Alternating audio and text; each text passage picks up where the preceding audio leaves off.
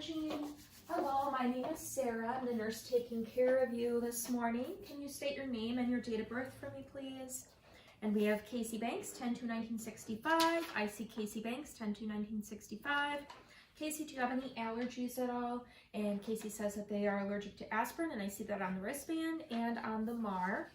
Okay, Casey, so the reason why I'm here is I know that your breakfast is on the way, correct?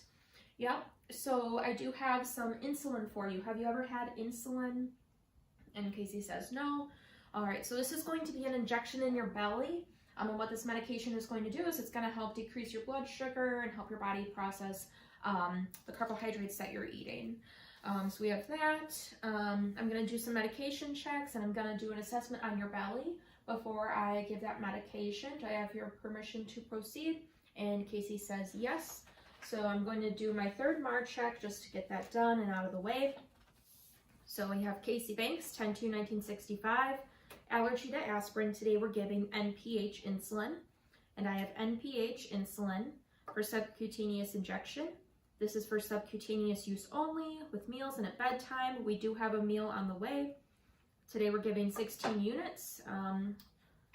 We have 16 units in our syringe right here. So we're good to go. Do it 0700. It was not given for the 0700 due time. And just verifying again, it did not contain aspirin. Okay, MAR check 3 is complete. So I'm going to put my gloves on. My hand hygiene one more time. Gloves on.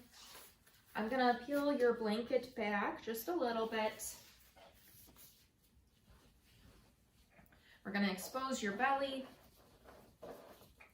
So I'm going to take a look at the skin here. I want to avoid any lesions, so any scars, bruises, any lumps in the tissue at all.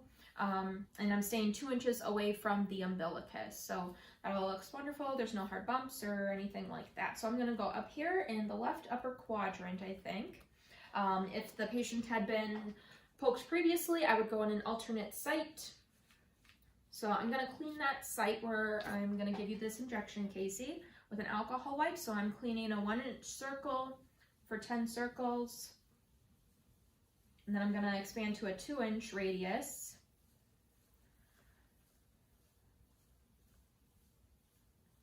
Okay, here we go. That's done. Next, we have our needle here. I'm going to uncap this and set that aside. So if I was grabbing a 1-inch section of subcutaneous tissue, I would inject at a 45-degree angle. If I was grabbing 2 inches worth of tissue, I would go at a 90-degree angle. So I'm going to do the 1-inch because Casey's relatively average build. So I'm going to do 1 inch here, and I'm injecting at a 45-degree angle. So injecting. I'm going to then let go of my grip, and I'm going to inject the medication slowly. Waiting 2 to 3 seconds.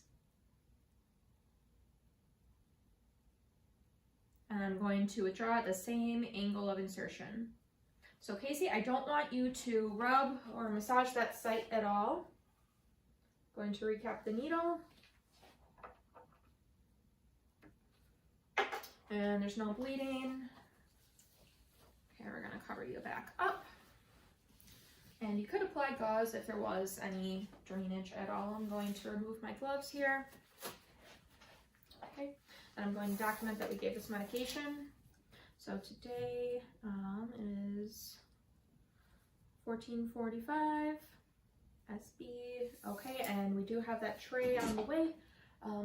So we'll be able to get that to you pretty quick. Is there anything else I can help you with, Casey, while I'm here? Casey says no.